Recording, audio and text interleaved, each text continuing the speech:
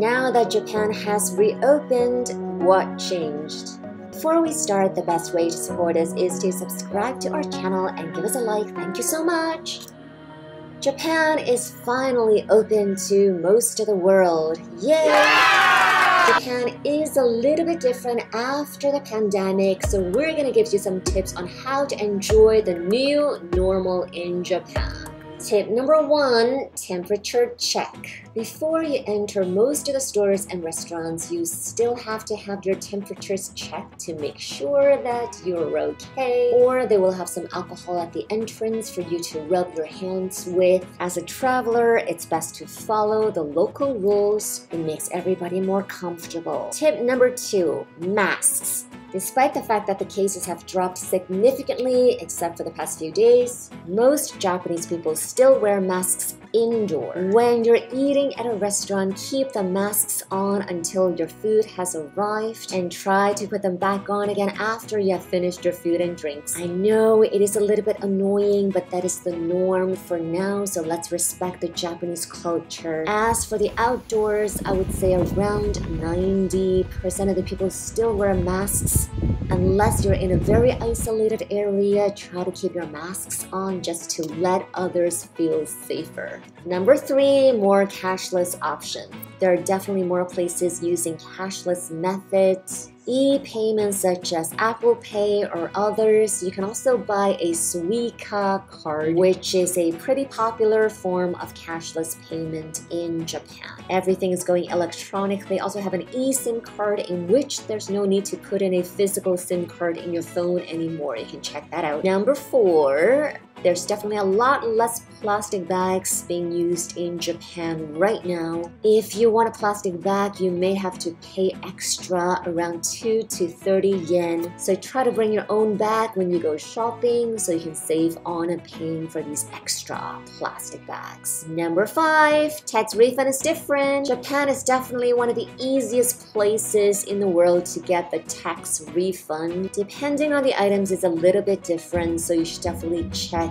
I know for more expensive items, they may need to be checked at immigration when you leave Japan. So make sure you have the items with you at the airport. Number 6, more inflation. Japan is certainly known for a country that has one of the least inflation compared to the rest of the world. Unfortunately, inflation is a global phenomenon right now and it's affecting Japan, but a little bit, not too much, don't worry. The fact that the yen is actually at its lowest in 24 years actually counteracts inflation a little bit. So things are still pretty cheap in Japan. So now is a good time to come to Japan because the yen is low despite inflation.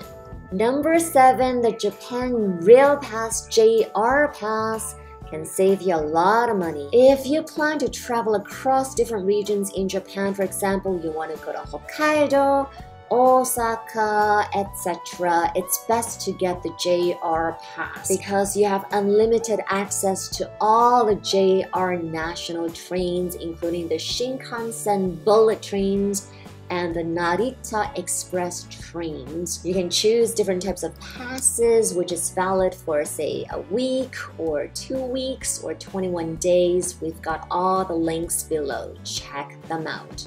If you're going to take the Shinkansen bullet train, make sure you reserve your seat as well as luggage space at the ticket office. Because for luggage over a certain size, you may have to pay extra if you don't reserve a space. But if you do, it's free.